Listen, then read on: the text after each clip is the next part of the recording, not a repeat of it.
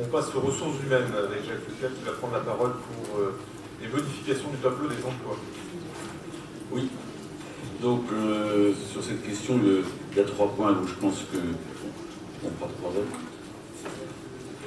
Le premier concerne la ludothèque Graines de Soleil. La ludothèque Graines de Soleil a ouvert en janvier 2010, en même temps que la maison de la petite enfance.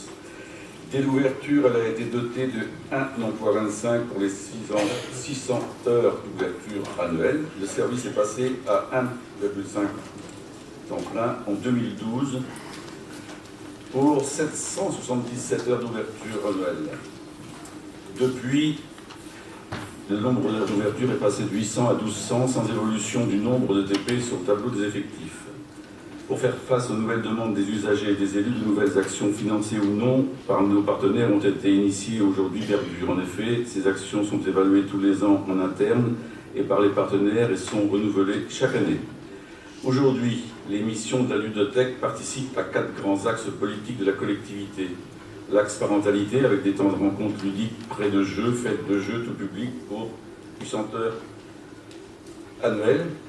L'axe handicap avec des temps d'animation et près de jeux spécifiques à destination des enfants porteurs de handicap et des services partenaires, 100 heures. L'axe précarité avec l'action La Petite Récré à destination des familles monoparentales et ou mono-éducation, en particulier habitant sur le quartier Mermoz-sur-Faudière.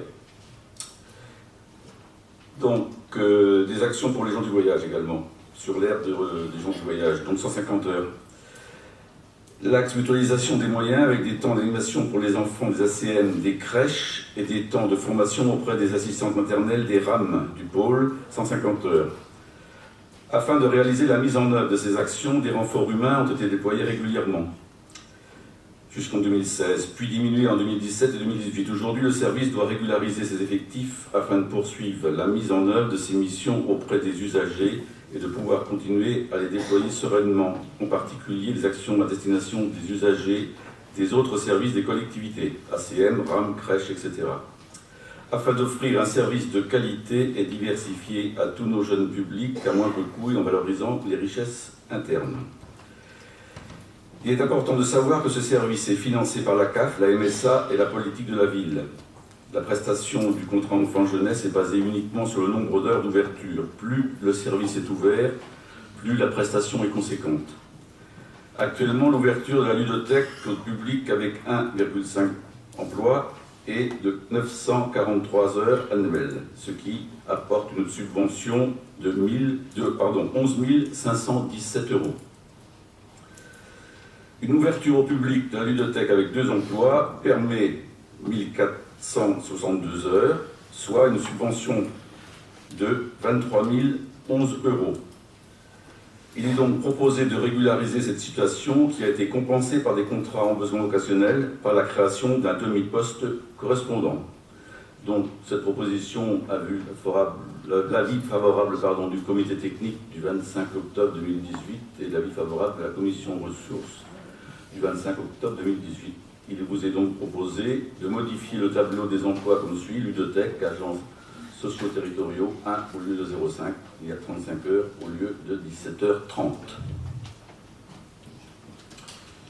Merci Jacques. Est-ce qu'il y a des questions concernant cette proposition? Michel, Gérard? Ouais, je vais voter la proposition qui nous est faite. Donc je vois qu'on met des moyens pour rendre service à la population, notamment aux gens du voyage, donc c'est très bien pour eux. Mais j'aimerais bien aussi qu'on mette des moyens sur d'autres activités, notamment sur le service déchets, où là vraiment il y a une carence qui est phénoménale et qui n'est plus acceptable. Donc là je vais voter, on a l'argent pour mettre les personnels à disposition, c'est très bien, mais j'aimerais bien que d'autres services à la population ne soient pas oubliés.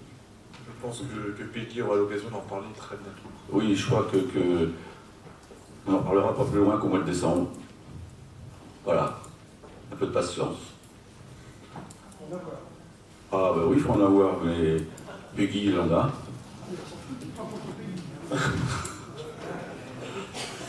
Bien, est-ce qu'il y a des questions concernant cette première proposition de modification du tableau des emplois?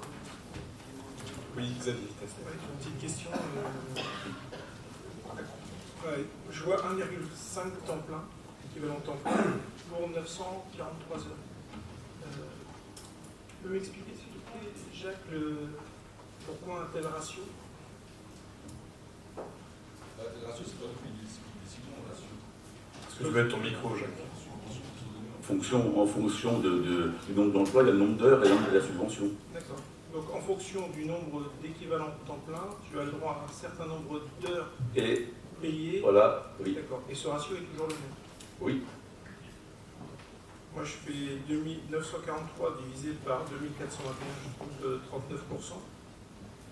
Et 1462 divisé par 3228, je trouve 45%. Donc le ratio augmente, on passe de 1,5 à 2.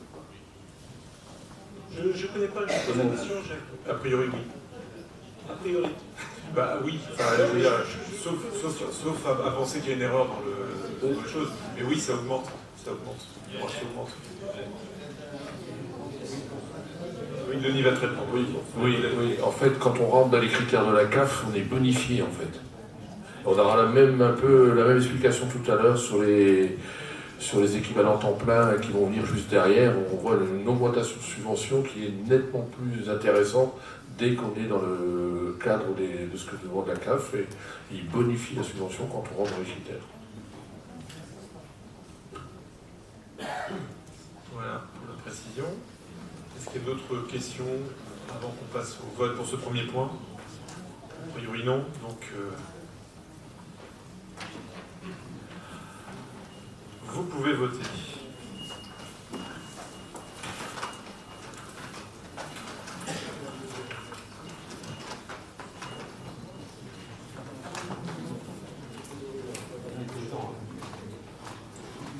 Bien, donc pour ce petit tas de la question 21, donc 132 votes sont parvenus jusqu'à l'ordinateur, 122 sont favorables, aucun vote défavorable et 10 abstentions.